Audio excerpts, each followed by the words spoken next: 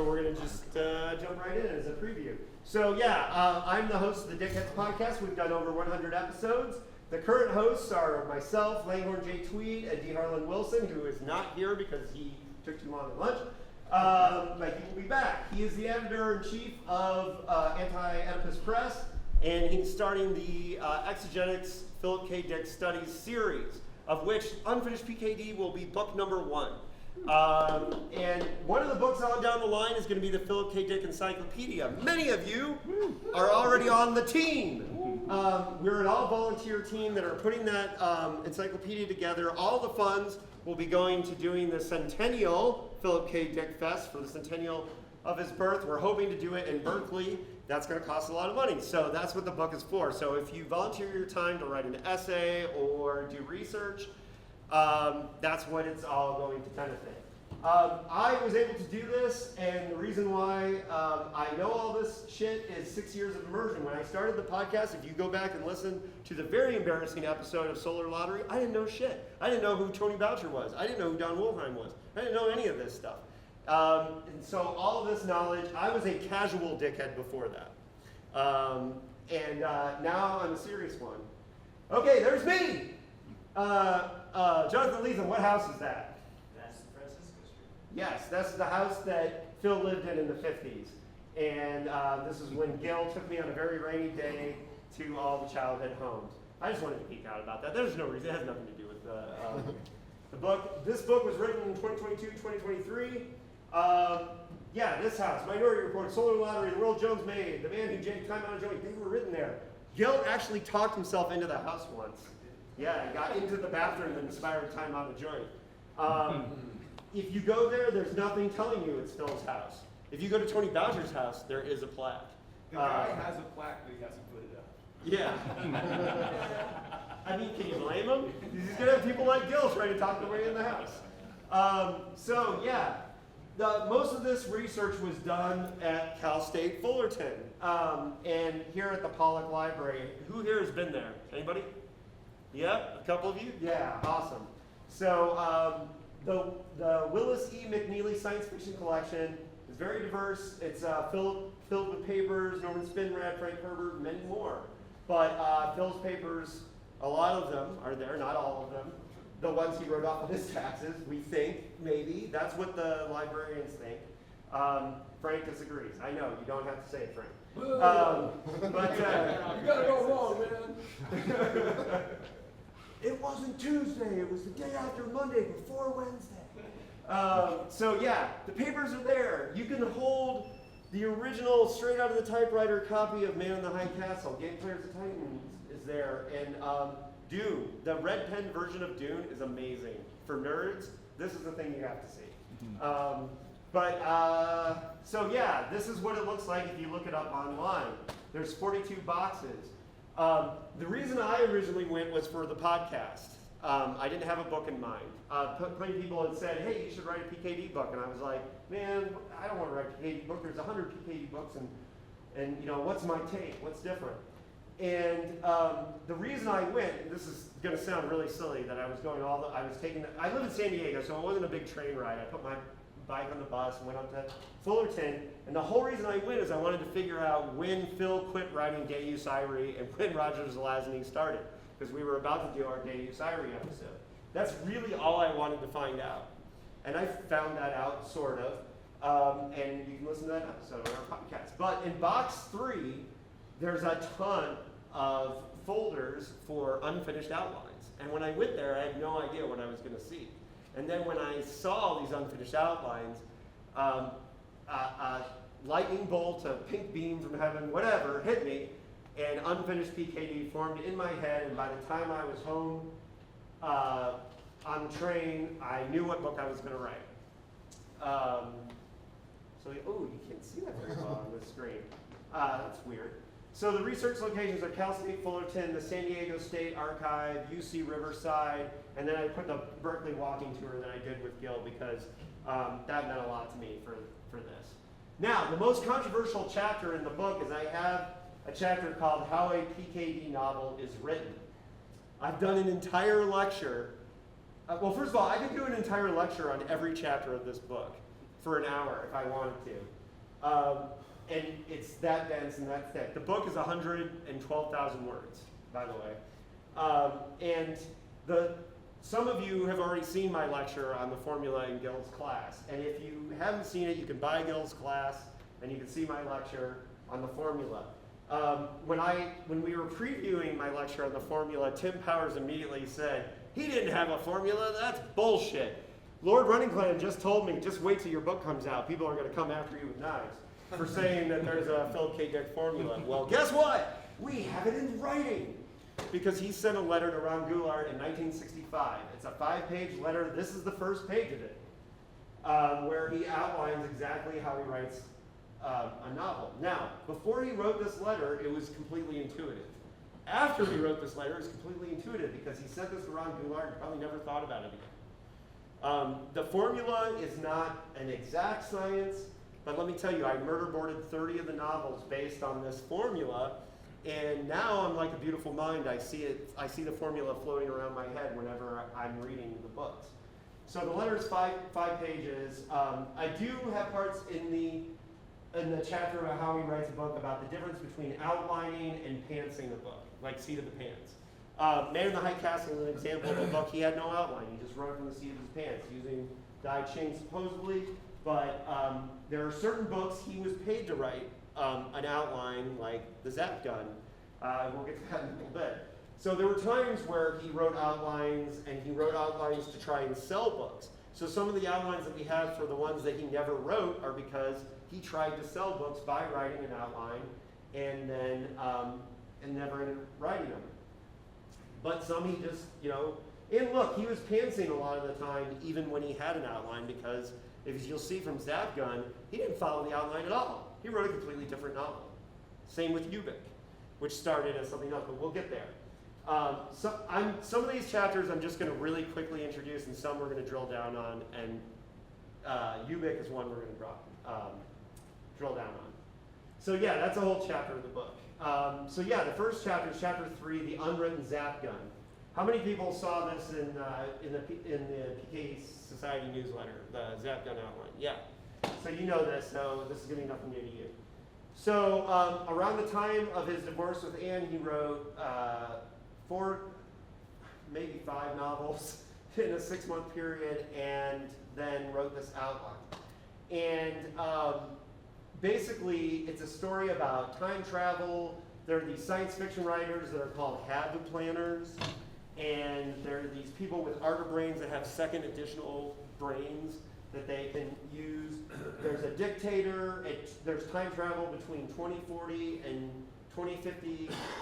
And there's agents time traveling to stop the science fiction author from finishing the novel where the Zap Gun is invented. And it's a really cool outline, and he didn't write it. He wrote a totally different book. So, like I said, there's a whole chapter in the book on this Zap Gun outline and detailing it. This is one of the better outlines. It's one of the reasons why it was published in the PK Society newsletter. And here you can see a breakdown of how he got paid. And in my chapter, I do a whole timeline of the divorce period and when and where he was writing this, because it's a really fascinating time. Jonathan Lethem and I talked about how we both feel this is the best era of Phil's writing. It's insane that he's going through this crazy divorce where he was back and forth from Point Reyes to his mom's house in Berkeley, that he wrote a masterpiece like Three Stick Modern Palmer Eldridge, excuse me. It's just amazing. This time is really amazing, so I'm really proud of this chapter. I think you'll like it. Chapter 4 is Anti-Talent Becomes Ubik. There's a 17-page outline for Anti-Talent. Parts of it were written years apart from other parts of it. And you can see it's all like just giant blocks of text with no paragraphs, and it's kind of daunting to read. And so my chapter of my book is broken down into when it was written, the plot, meanwhile, second theme, characters straight from the outline, and Phil talking to himself in the outline. Because this chapter is so important, we're going to go through all these. But on our episode of the podcast where we talked about Ubik was with Stephen Graham Jones, who y'all met last night. It's funny, is before I got this outline, and the whole time I'm like, man, he was trying to write this other book, and he didn't get into. Oh, there he is. Now he comes. Did everyone turn around and give him a dirty look? All right. So you know, this outline is really dense, and there's some really important things. To me, this is one of the most important chapters of the book, because you might be saying, Ubik is a finished novel, right? But Anti-Talent is the unfinished novel. But what we get with this chapter is one of the most under-the-hood looks at Philip K. Dick's creative process that you'll ever see. And not to self-aggrandize my book too much, but man, this is some good shit that you're going to see here. Some notes on the outline. So, we can't be sure of the date of when he wrote this. And like I said, there's parts that I think were closer to when he actually wrote the novel, and there's parts that are way further back. Now, when you're, me, I've become such a nerd for this stuff that when I look at Phil's typewriter's typesetting, I can tell which era it was that he was working in, which is, I know, super nerdy, and yes, you can laugh at me for that. But I can look at stuff in the 50s and know it's the 50s. I can look at stuff in the 70s and 80s and tell the difference. And so that's part of what's going on. You could also, I know when he got correction tape, which was about 63. So you stop seeing stuff like this towards the end of the divorce period. But what we can be sure of the date is World of Talent is a short story he references constantly in here. And he constantly references his own work throughout this outline, saying, don't do, you know, as in I, as in Palmer Eldridge, as in World of Talent. But one story he never mentions is What the Dead Men Say, which is a short story that morphed into part of Ubik, which was submitted to SMLA in April 1963. So if he had written that story, he probably would have said something about Man with a Broken Match, because that was Phil's title. And he doesn't. He never references it in here. So my theory, and I can't prove it, is that this outline for the original version of Ubik is about 1962 to early 63. Can we be sure? No. I'm kind of talking on my butt, but that's the best detective work I can do. Now, the manuscript for Ubik, which had the awesome title of Death of the Anti-Watcher, was December 1966. Now, for any listeners of my podcast, we know we always make fun of every time Phil turned in a novel, he had a terrible title for it, and Don Wollheim had to change it. Or whoever was at Doubleday that was doing it. And Death of the Anti-Watcher was the terrible title he turned this novel in with. Yeah, so some more notes on it. So the plot described here is not in the final novel at all. It's hinted, but not explored to the point that, you know, it became an actual book. So the plot, according to Phil, this is word for word, UN is in process of deciding which rocket building firm wants to build the first interstellar ship, or maybe all of the same design. Powerful investor Stanley Mick has hired precogs to tell him which stock to buy, i.e. which firm will be selected. So his interest in this story, you know, this is the story he set out to tell originally, and his interest in it lasts till about the second page of the outline. And the original plan was corporate espionage in the future with psychics who are common. And when you listen to our episode with Stephen Graham Jones, we were like, damn, that would have been a great book. Yeah, that was his plan. Oh, hey, there we go. So, where he takes the turn that turns it to Ubik, there's one point where he says, meanwhile, secondary theme. I might have highlighted where, no, okay. So meanwhile, secondary theme, the dead. Most everyone has at least one friend or relative frozen as of second of death. Residual brain function continues for some length, can be picked up as a weak electrical field, which amplified, reconverted into sound. Half-lifer can also receive voice signals from the other world. So look, he said it. Meanwhile, second theme. This was supposed to be the second theme. It took over the book. Nowhere in the outline is the word Ubik ever mentioned. Ubik is never in the outline. That is only in the final novel. My suspicion is that he may have even gotten some length into the novel before he invented Ubik and went back and added those things. I do like he also makes a reference to the telephone time lady, so that there would be a telephone operator for Half-Life that you would call, which I think is a neat little detail. So let's talk a little bit about the characters. Now we talked about this a little bit in the formula outline. So this is where he talked about all the characters, and you can see that he his system was he would list all the characters, and then he would put real life people that he was going to base them on. And here he has Hattie, Anne, and Nancy. So this is my theory that this was later because Nancy's here, right? But Hattie is Anne's daughter, and Anne, and then you see here Wendy Wright based on Carol Carr and Cleo. So one of the nerdiest moments of the process of researching this book was Gil and I, just the two of us, going through this list and figuring out who everybody was and where it all was, and then one of them, Raymond Hollis, based on HGH. Well, then we felt like idiots when we figured out, well, it's Herb Hollis, his boss, right? At the record store. And here's one, Stanley Mick, this is an interesting one, based on the drunk looks like Bob Lichten. Who's Bob Lichten? Do you remember? No, he was a science fiction fan who was all over the place at cons in San Francisco. I didn't know that. But I Googled him and found a memorial on a sci-fi website, and he was just this guy that hung out at conventions. And so, like, weird stuff like that is in here. Some names in here, like S. Dole, Melopone, like these are aspects of the whole thing. Now, if you're reading ahead on here, you'll see that one of the most interesting things is in the outline, or in the formula, Phil says, that his subhuman characters are always one-syllable names, and his powerful characters have two syllables. I don't know why, but originally Joe Chippenfield was going to be the protag in the book, and when he switched it up and turned him into the schlub subhuman character, he shortened his name to Joe Chip.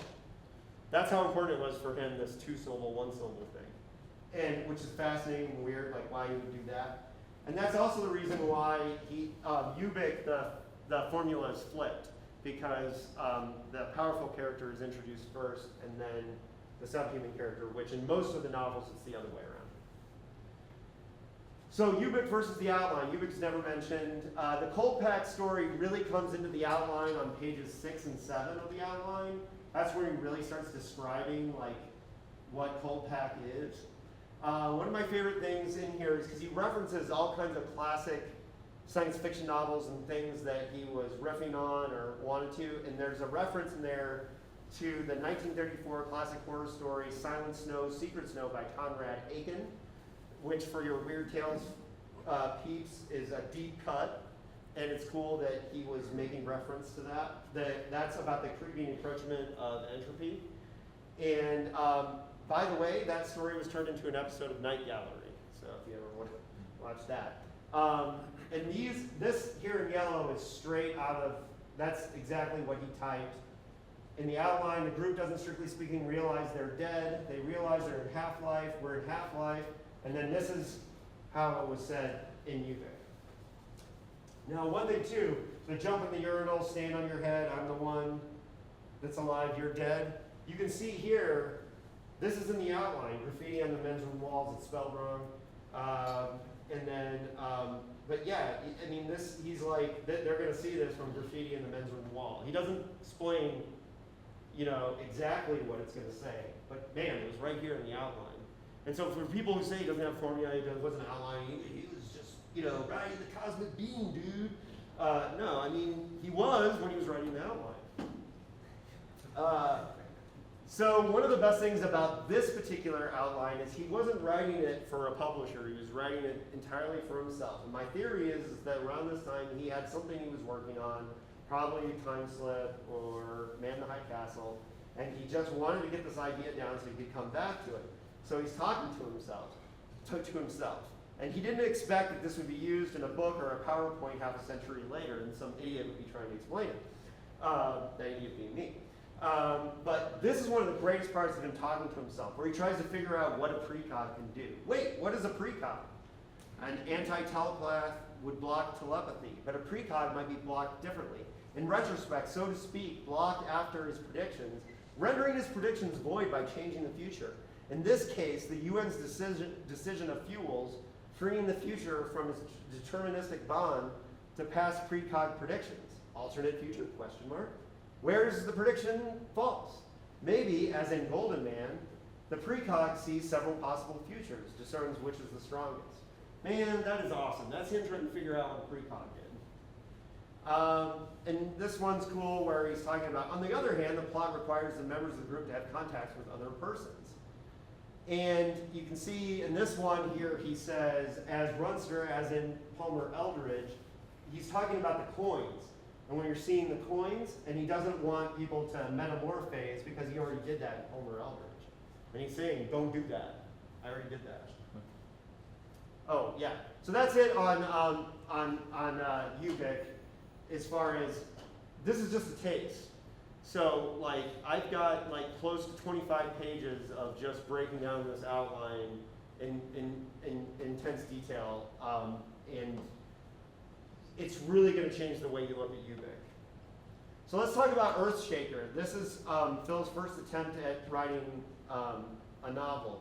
And this is how my chapter is broken up. The first childhood attempts at writing, including Return to Lilliput, that was not his first completed novel. It includes the Truth zine and all that stuff.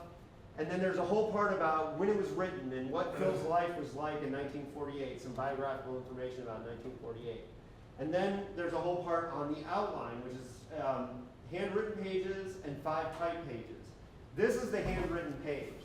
And this is a list of chapters and everything that would happen in the chapters of Earthshaker had he finished it. The first draft is 36 pages. It's hilariously bad, guys. It is, and all people, sorry. It's really bad, and I'm going to show you some examples of how bad it was. When I was reading Earthshaker in the Fullerton Library, I kept laughing, and the librarians were like, "What is so funny?" And I'm like, "No, seriously, it's very funny." And then the second draft, which is only 19 pages, is a huge leap forward. The writing is incredibly evolved from the first draft to the second draft. As best I can tell, the only person who was a writer in his orbit at that time was Vince Lusby, who he was working at the record store with. So I can't prove this, but my thought is that Vince Lusby is the one that was talking to him about it and giving him advice. It's just a guess. But what Earthshaker is, it's a Gnostic epic fantasy. It's a post-war, post-dystopian, weird, surreal landscape, soldier crossing the wasteland epic. So this is the first page of the first attempt at a novel Phil K. Dick ever wrote. And you can even see like the leftover remains of the rusted paperclips. Now the X's I kept in there. Those are places where he like marked stuff out, and and I kept all the grammatical errors in all the outlines, and there were plenty of them. So when you read the book, don't yell at me for those grammatical errors. Those were Phil's. So this is. Along the brown road the soldier came, swinging his pack behind him, bumping it against his buttocks as he walked. That's the first sentence he ever wrote in a novel. Not great. This is my favorite example of how terrible the book is. A farmer going by looked at him vaguely as he slept, watching for a moment as he went along. The soldier's face was hard with a deep, aching scowl, a deep scowl that seemed to come from the surface of a great depth far inside him. Hey, we all have bad first writings, right? And when people ask me, like, why can't we just publish Earthshaker? Why can't we put it out as a chapbook? dude, that would be so disrespectful to Phil to put this shit out to the world. I'm doing it, but like to do it in a more serious way, like, oh, it's really hard because listen, this is just the tip of the iceberg. This was just my favorite example. And by the way, I talked about the racist baby yesterday. So one of the things that made me laugh was there was a line where there's this baby who is a reincarnated person, and he's talking to the soldier, and the soldier has to carry the baby around, and he tells him like, hey, I need to be changed. And like, there's a scene where a guy says like, hey, that's some baby you got there. And the baby says horrible racist stuff. It's like, it's the weirdest thing. Like, this is Earthshaker, guys. Like, I don't know if you want this. So this chapter is about 20 pages. I did a detailed analysis of all of it. I did this so you wouldn't have to. And that's all I got on Earthshaker. Maybe, can I say something? Yeah. Just because there are a lot of creative writers. There's a progression from when you start out creative writing to when you evolve and become an adult and so on and so forth. Stuff like that's important, warts and all, right? Yep. I mean, we want to kind of foreground that as in terms of curating Philip K. Dickens. Yeah, even the guy who got us all to travel from all over the world to be here wrote this shit when he started. So, it's something else. Can I also ask, David, why Gnostic? What are your criteria for describing that this is a Gnostic fantasy? Oh, trust me, there's all kinds of Gnostic. If you look at the outline, there's actual like Gnostic figures, and like I go into it more seriously in the book, but there are serious Gnostic ideas in this outline. Trust me. But I think this is the proof that he was reading young that early. Exactly. I think that's where he gets it. Yep, absolutely. Now, this next chapter, this is one of my proudest moments in this whole journey. I was talking about this outline, The Man from Quasi-Earth, with Lord Runningclan. And he said, wow, I've never heard of that one. And I was like, yes! Hell yes! He'd never heard of this one. This is all we have. This is the entire Man from Quasi-Earth, and I wrote 4,000 words on it. So I definitely thought about this more than Phil did. The Man from Quasi-Earth, when I first read this, it didn't mean anything to me. And I got Bill Cyril on Zoom, and I said, Bill, will you look at this with me? And he said, oh yeah, this is about Binswanger and Heidegger. These are all Binswanger and Heidegger ideas. And I'm like, who? I don't know anything about German philosophers. I'm a punk rock dude, so what do I know? So I had to go on a deep dive of Binswanger and Heidegger to write this chapter, because this whole one-page idea is based on those principles from those two German philosophers. And so Lawrence Rickles helped me a lot with this one. I did this hilarious interview with Lawrence Rickles where he was in a leisure suit thing on Zoom. It was great. And it was really fun. There's also an outline where he references The Man from Quasi-Earth, and it's a second dystopian one-pager that I call They Sleep, which he described as it was a dystopian novel, and it was about a world where insomnia is outlawed, which is a very Phil Dickian dystopia where you're not allowed to stay awake all night. Because how would you write books? It's very interesting, but that's only a page too. And but the only reason it's in the Man from Quasi-Earth chapter is he says maybe you hand wrote on it, combine this with Quasi-Earth idea. And so that's why they're one chapter. There we go.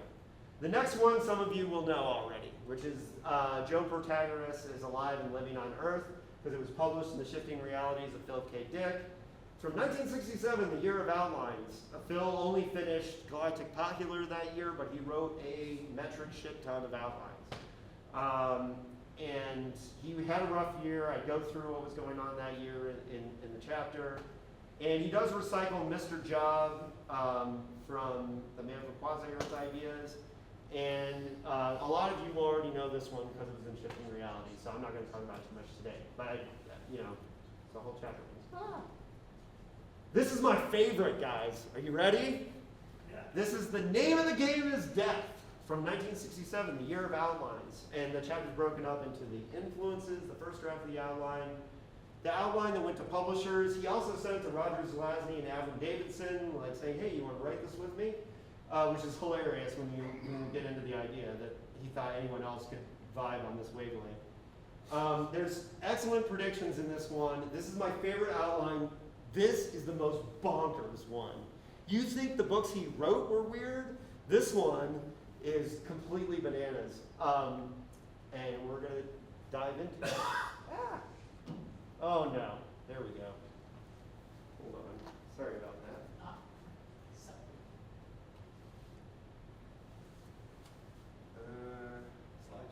Slideshow, yeah. Okay, sorry. So yeah, this was, if I'm being completely honest, I'm just as much of a John Brunner fan as I am a PKD fan. And so he references Squares of the City by John Brunner. And he also references The Fairy Chessman, which was a Henry Kuttner and C.L. Moore novel from the 40s. If you don't know Kuttner and C.L. Moore, fix that. They're great. And of course, Alice Through the Looking Glass. And there's 13 pages of material that were in the Fullerton archive. The first draft is 5 pages entitled The Name of the Game is Death. There's no date, but it was turned into SMLA on May 4th, 1967. And this is exactly what he said in the beginning of it. He references Fritz Lieber's Destiny ×3, which is an alternate worlds novel from the 40s by Fritz Lieber, which is really good if you have never read it. And then he references it, and he says, or My Eye in the Sky. Each square is an alternate world with recognizable characteristics. So when you play the game, when you move from square to square in the game, you're moving to different realities. Possibly the next move to the square occurs when a character comes across a Latin word or words plastered onto or recorded in a constitute of the square. And words can show up anywhere. Sounds familiar? Sounds like Ubik, right?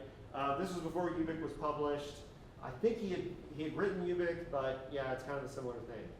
So these are the Latin clue words. Anyone know what these are? What they mean? Anybody? No. All right. They're mushrooms.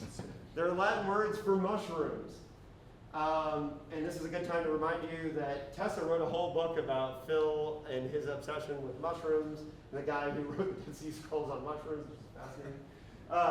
So he said, so the characters, especially the protagonists, pass from fetid, black, evil, toxic environments to a variety of other possibilities, ranging from benign to mildly nauseating to hallucinogenic to heaven-like joy, beauty, peace and beauty. So when you eat these mushrooms, if you can identify them, you go to the other environments. And the tastier the mushroom, the nicer the environment you go to. The shittier tasting the mushrooms, and by the way, he has opinions on the taste of mushrooms, and they're in the outline. The point of the game is to get to the square connected with the best possible mushroom world. Mushroom world. What does a mushroom world look like? I don't know. Yeah, it's great.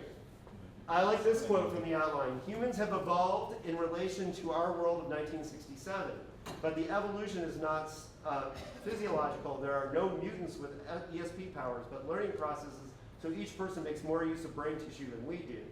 It is a collective or communal society, but benign, more benign than feral. For example, the Force Collective of 1984. So what Phil's making a distinction is, instead of being scared of Big Brother, you're submitting to it because that's a part of society. And this really freaked me out because I'm thinking about how we all hand out our information on social media. I'm guilty of it too.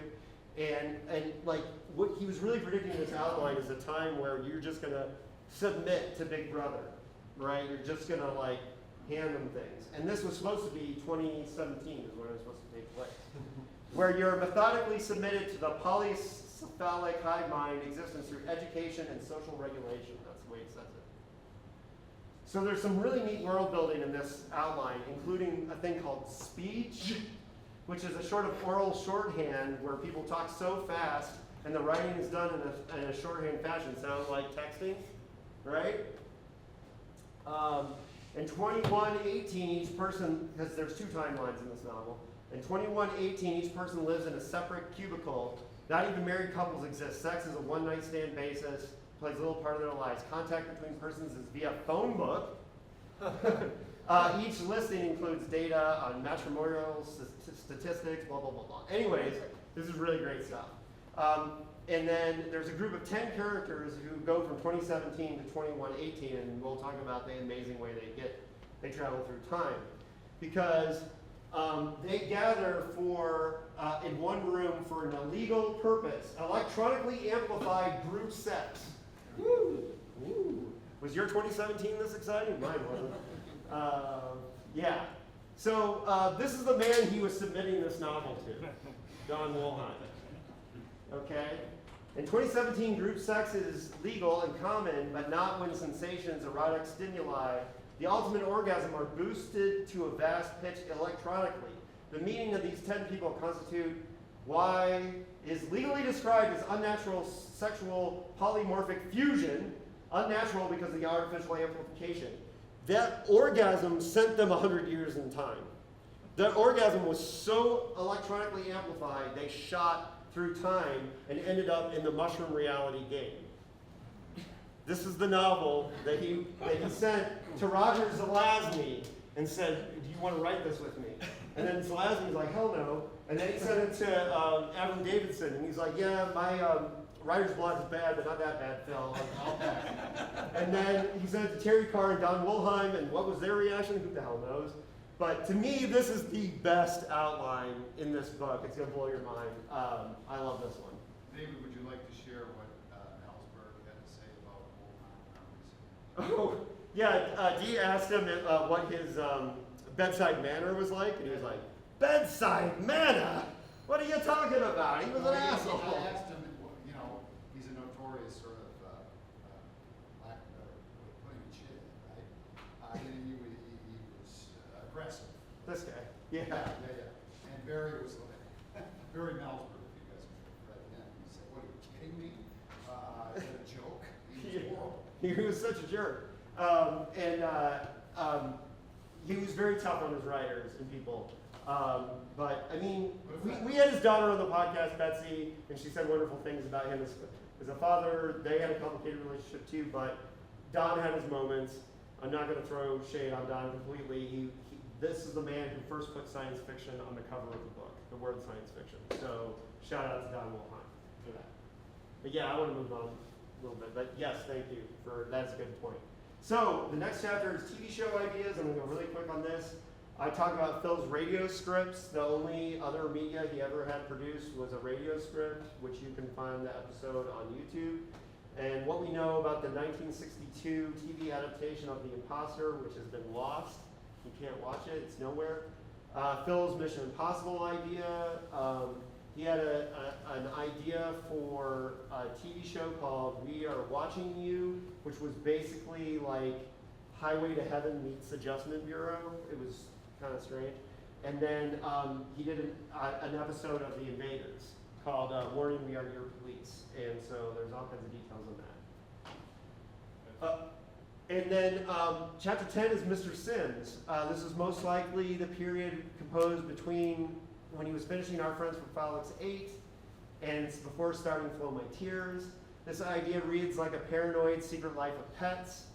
It's a very interesting idea, but it's kind of a mess. And you can see why he didn't write it, because he introduces ideas that kind of don't make sense. This would have been very hard to make sense of and write a coherent novel of. But the idea has something to do with this guy. This guy's a government bureaucracy worker, and then his dog gets promoted before he does, and then his dog becomes a G13 agent in the government, and we find out that there's this secret cabal of dogs who work for the government to keep everything running. It sounds awesome, but it's really a mess. And then chapter 11 is Thrashers Bashers. This was Phil's attempt at writing an outline for a juvenile novel. And for those of you who don't know, that's YA. That's that time's language for a YA novel. And so I go through the history of juveniles and why he'd want to write one. This is a really cool outline. It has time travel, alternate universes, an invasion of AI machines trying to kill off human populations, characters who make the reader question reality, and several twists. There's characters including a time-traveling teacher who drives a 32 Ford Model A. There's a pseudo-cat, and it's really cool. This is a very cool outline. I wish he had written this one. And it has kind of a Goonies feel because the heroes are kids. The next one is Wink Out. This one was saved by Joan Simpson, who was the person who took Phil to France. Without her, we would never have that Matrix speech because she was the one that convinced him to get on the plane. I'm not going to bore you with the details, but this is my favorite one of how we found it. Shout out to Patrick Clark. I put a call out on Facebook saying like, hey, am I missing anything? And he had gotten a letter in the 90s saying that Phil had written an unwritten story called Whiteout, and no one could ever find it. And then he said, but he was doing research at UC Riverside, or he saw in the UC Riverside archive that Joan Simpson and her papers had something called Wink Out. And Wink Out is this. This is a typed in the 70s, hand marked up outline from the 50s that Phil was going to throw away and Joan saved. This is straight out of the typewriter, the one that's in Riverside. The formatting looks like Earthshaker. I think this was before he was really writing novels. And it's a really bananas story about Ganymedian slime mold clothing, where they pretend to be our clothing to invade the Earth. And they're very slimming, so they're very popular because you wear it, you lose weight. But you then get addicted to wearing them and you wink out into nothing. And it's a really cool and bonkers outline. Chapter 13 is Acts of Paul in the Phantom Mainstream novels and rumored projects. So Acts of Paul is an outline right after he finished Divine Invasion. He wrote this 2-page outline. You can find it online. So I'm not breaking any crazy news here because you can read it. And it was a retelling of, imagine, it's an alternate history novel where Paul never went on the road to Damascus, and Manichaeism became the dominant religion, not Christianity. And so it was sent in kind of equivalent to our century, but in a Manichaean Western culture. And then there's this supercomputer who helps this guy revive Christianity. It's very interesting. But yeah, he never wrote it. So this 2-pager is all we got. It would have been really interesting. And then, so there's also parts in this chapter about Nicholas and the Higgs, which is the lost sci-fi-ish mainstream novel that just disappeared. It will make you cry that this book was lost because it sounds amazing. There's a little bit about Menace React, which was a short story that he workshopped with Tony Boucher, and there's a lot about his relationship with Tony Boucher, A Time for George Stavros, and Pilgrim on the Hill. Now we're getting into the super good stuff. The Man in the High Castle sequels. This chapter is close to 50 pages, folks. And it's broken down into the importance of High Castle, the proposed titles, a detailed look at the completed chapters, and all 4 concepts explored. So the proposed titles are Swastika and the Cross. There's 2 attempts at Swastika and the Cross that would have gone under that title. One written by Phil, which are the 2 chapters that appear in The Shifting Realities of Philip K. Dick. So we have 2 completed chapters of that. Ray Nelson also wrote a 2-page outline for a concept with this title, and it's pretty bad. And it's very literal, Swastika and the Cross story with a Christ-like figure in a Nazi America. And I don't see any evidence that Phil ever worked on that idea. I think that was just Ray Nelson. And it's definitely Ray Nelson typing, it's definitely not Phil. And Ray Nelson never mentioned it again. He mentioned the Amerasia trilogy, which was the one that they were going to work on after Ganymede Takeover. And they had titles for a second book called Ring of Fire and a third called Fuji in the Winter. And that one Ray Nelson talked about a lot over the years, so we know a lot about that. In 1974, Phil was playing around with a short story called A Man for No Countries, which was on the audio cassette that was in the PKD Society newsletter as a tape. And that was supposed to be a fictional story by the author of The Grasshopper Lies Heavy, and it morphed into Radio Free Album Move. We'll talk a little bit more about that here in a minute.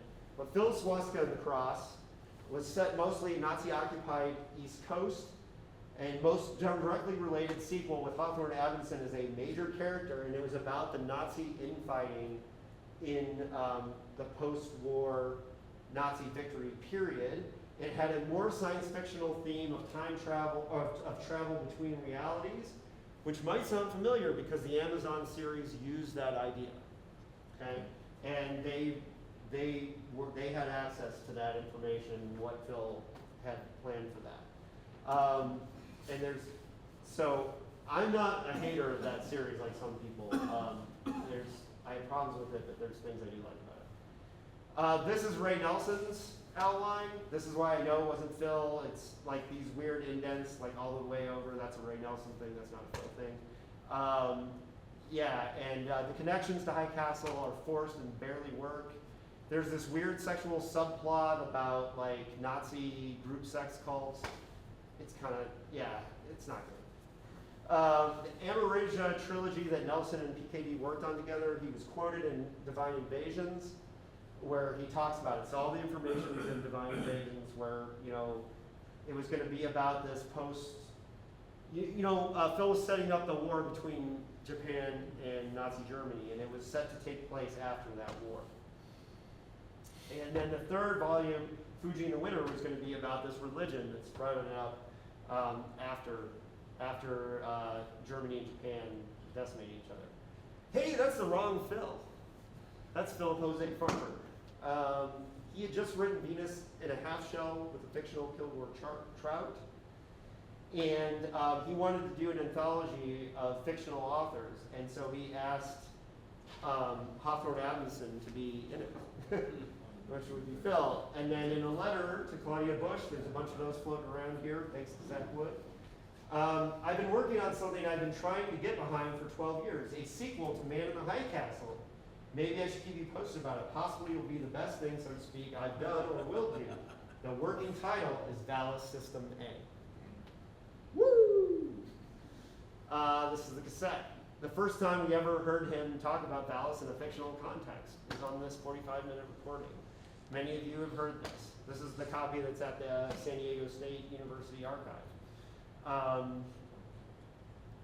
And there's the cover of it. This is the first fictionalizing of Valis. In the story, Valis works to undermine the Nazis. And events from Swastika and the Cross, like the torture of Hawthorne Adamson, are canon to Phil. He talks about them as if it happened to Hawthorne Adamson. So it connects to Swastika and the Cross. So here's my idea, the Valis in the High Castle sequel.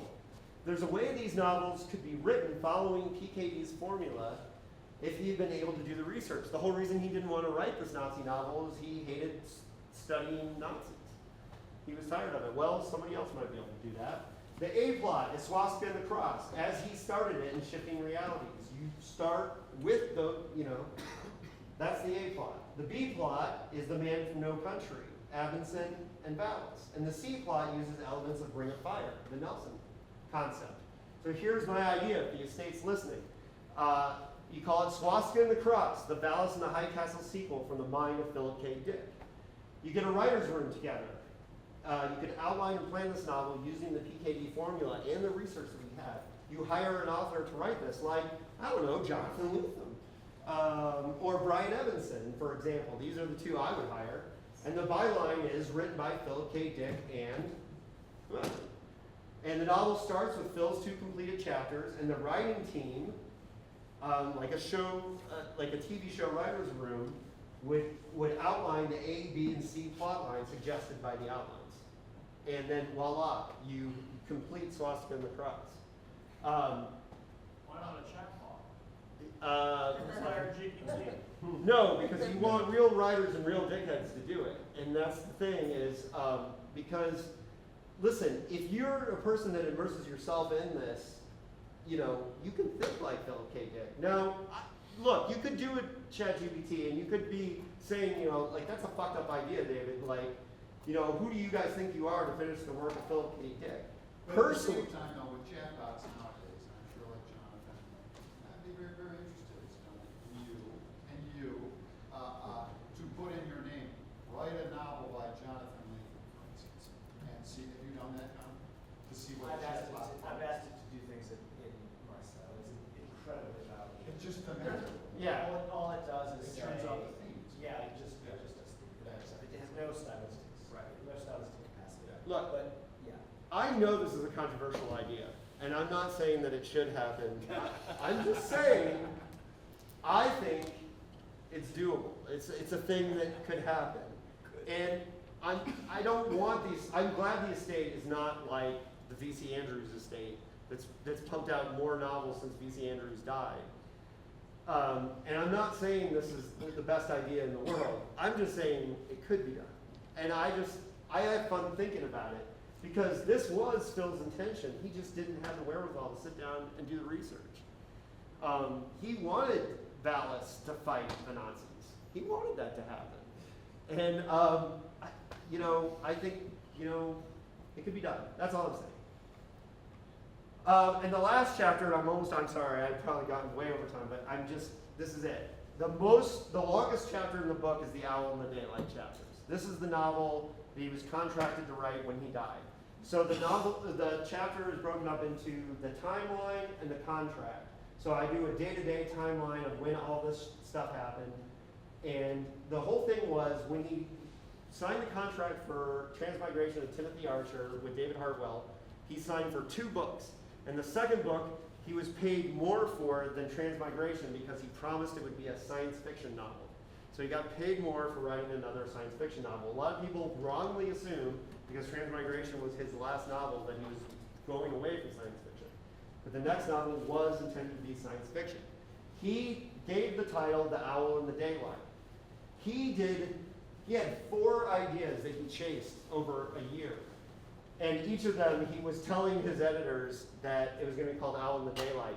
Tim Powers told a story about how one time when he was late on a deadline, that Phil typed out a page where he typed the number 235 at the top of the page and started the page in the middle of a sentence and ended it in the middle of a sentence to bullshit his way into saying, hey, I'm 235 pages into this novel.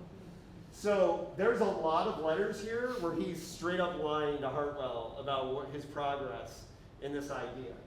No offense, Phil. Ooh, that's not supposed to be that way. Okay, so the first take is A Fawn Looks Back, and this was in Sci-Fi Eye magazine with an introduction by Paul Williams. The outline was right after he finished Divine Invasion. And then in his letter to Greg Rickman, he said, my novel in progress, lie, he hadn't started it, assumes that the 3 realms of Dante's Commedia are 3 ways of viewing reality. So it gets into some Binswanger stuff, and it's all about Faust and Dante, and it takes place on another world, and it's a fantasy world. It reminds me a lot of Dark City, the sci-fi movie from the 90s. And it's a really cool outline.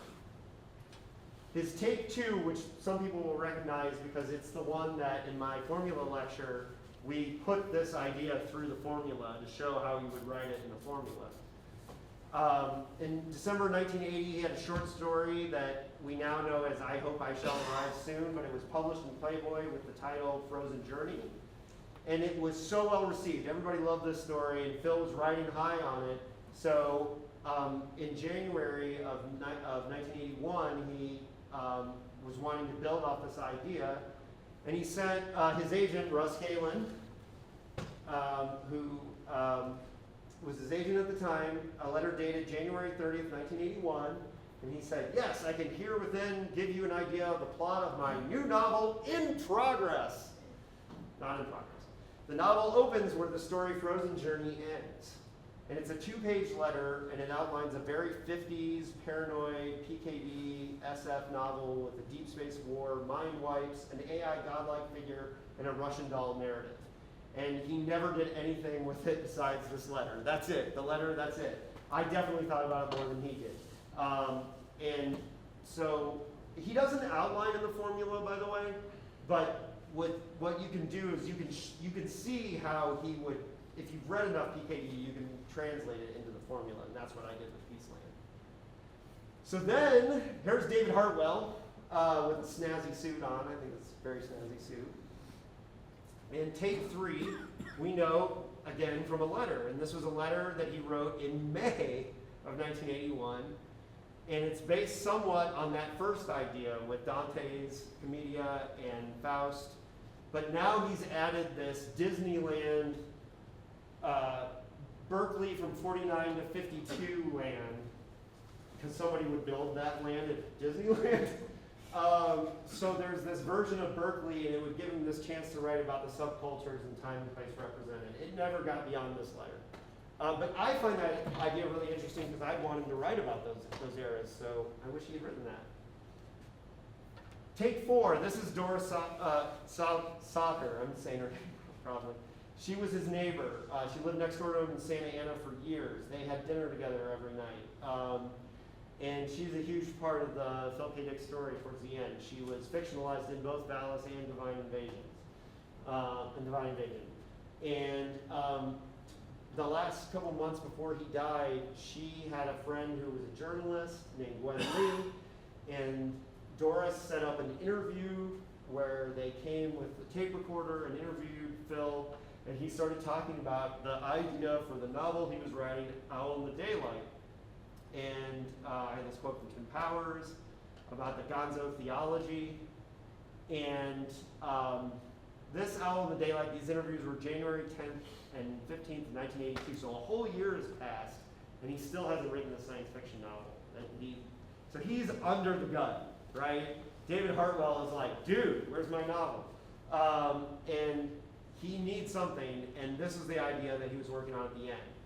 And he says, yeah, Owl in the Daylight, it's a folk expression I heard on TV. A guy in the Ozarks said, I'm an owl in the daylight. He meant he was unable to understand. This is pure high-concept science fiction about an alien from a world with no sound visiting Earth because they discover music and it's spiritual experience for them. And this happens when an alien develops a symbiotic relationship with a B-movie music composer. That's his schlub subhuman character. That's the formula. Listen, well, I don't. There is a ton on this idea. You can read about it in Doris and Gwen Lee's book. But I really go deep on this one. This is the one he was going to write. This is the one that he was going to sit. I believe firmly that he was going to try this one, and he was very energized about it and very excited about it. And this was just months before he died. And this is the one that keeps me up at night because, man, this would have been great. There's a movie just like this called Future Folk about aliens that come to take over the planet and they hear music and they're overwhelmed by it. That's interesting. Yeah, I wonder if they read the book. Yeah. Interesting, So look, to close up, what can we learn from Unfinished PKD? It's an exercise of thought, and the Owl of Daylight shows us the tragedy of what we lost. But it's also a way that we can get under the hood and learn to write like Philip K. Dick. I'm not saying we're ever going to approach the genius that he had because we don't have all the tools in the toolbox that man had. But what we can do is really, really get under the hood and look at his process and his thoughts when he was composing these books.